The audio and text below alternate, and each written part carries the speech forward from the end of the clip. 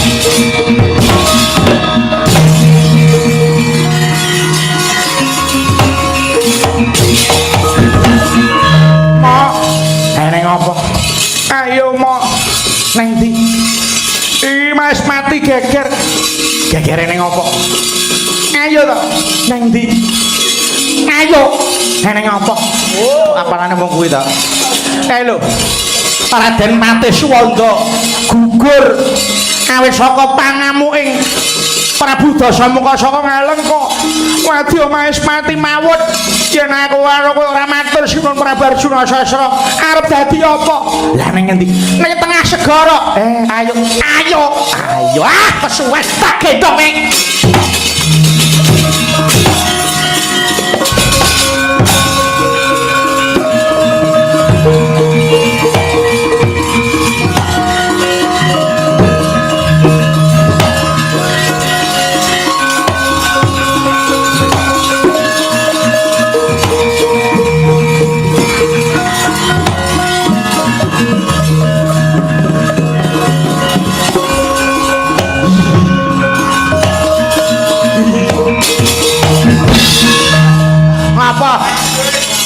Ndak ngono lho.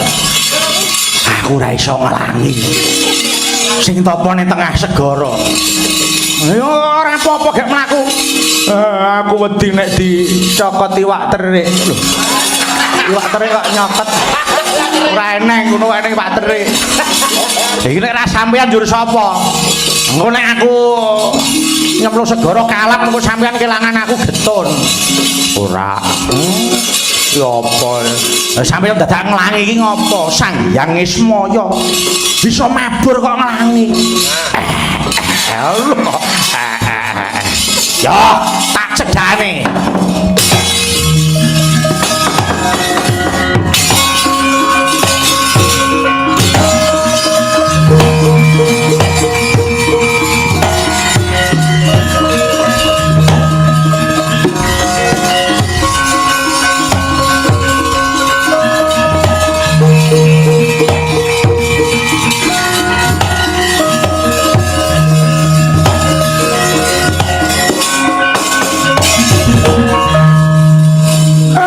Bagagag ugag hamel-hamel sadulita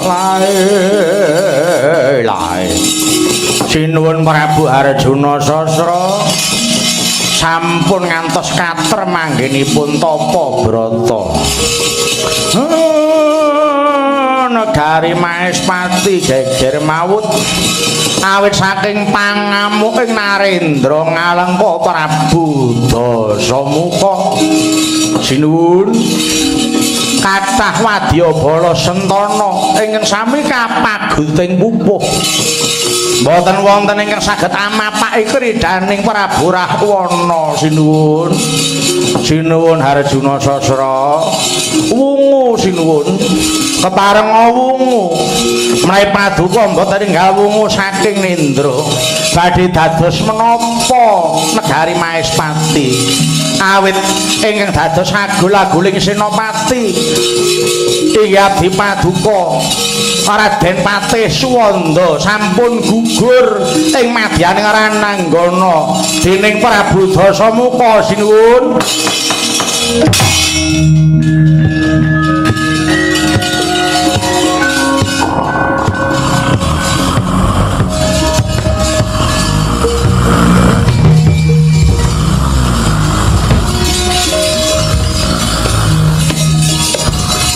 Sumantri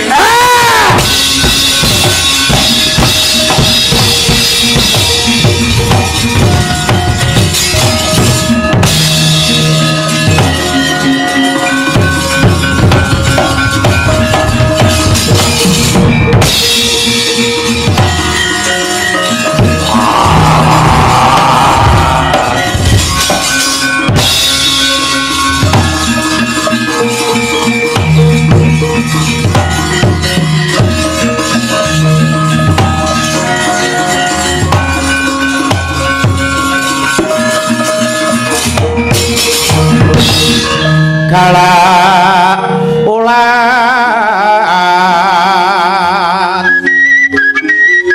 katirakrit ambarong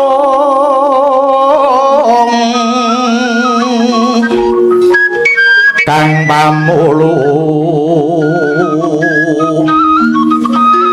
halus manis mawehung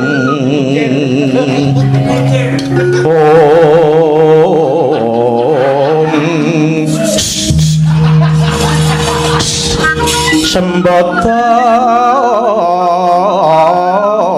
geng adedeg mondorangkung aku repan dadya pantes malatkung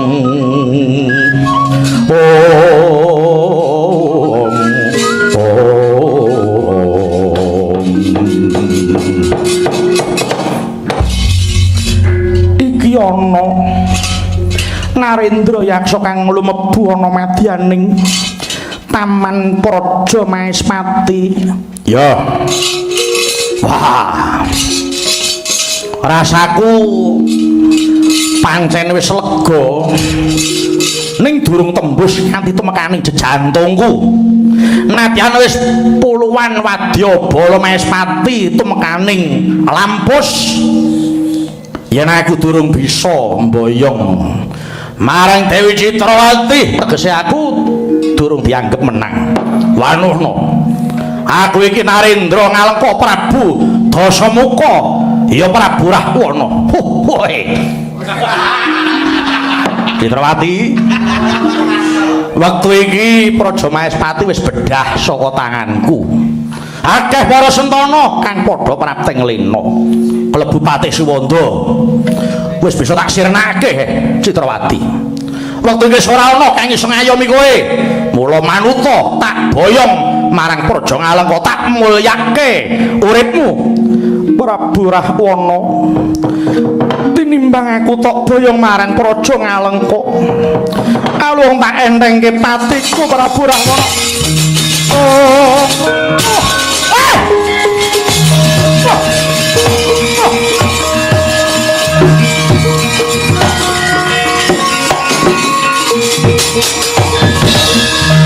Wah, satelek. Wong wedok arep dimulyake malah ngentengke pati. Bola-bali derajat kere. Praja Maespati kelakon tak bedah mung kari gondol kaya ngene kok sida murcut. Wah, sok ambet caci. Wis mbok raidep ora arek Maespati.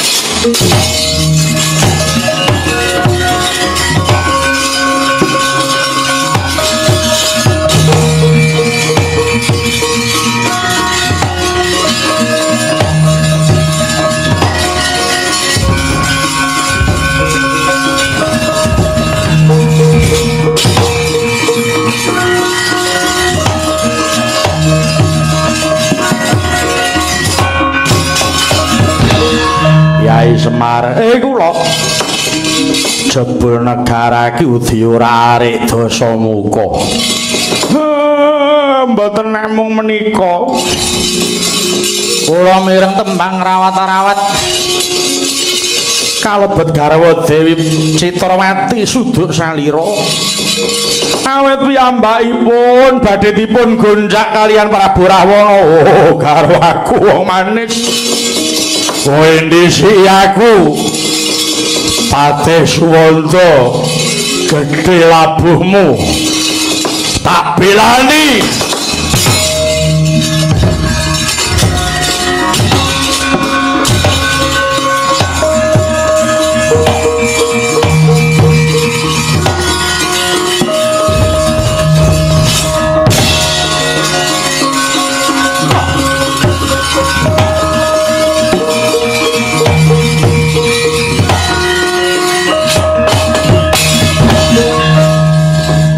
Brahala methoke aku soy Prabu Arjuna Sasra aja perjure cilik-cilik sing tok tandingi aku hayala margane patimu glundhunge memet kowe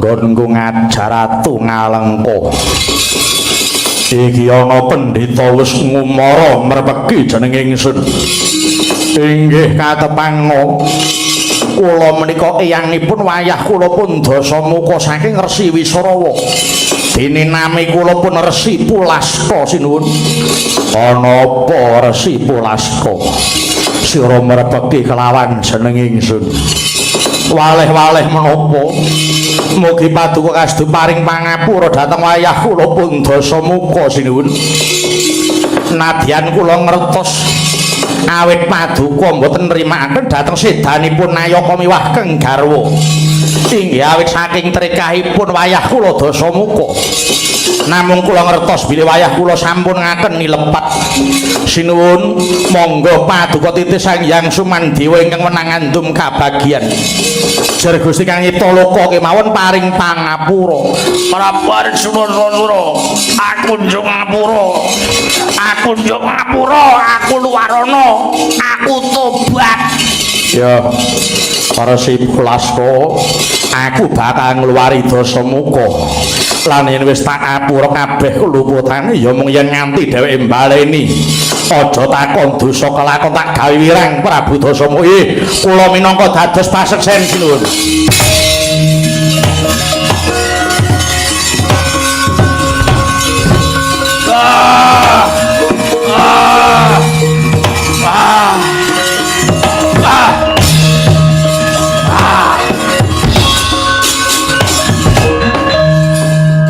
kene aku mung njaluk ngapura ngono wis diluwari Ratu nyiksa kok mung kaya ngono ora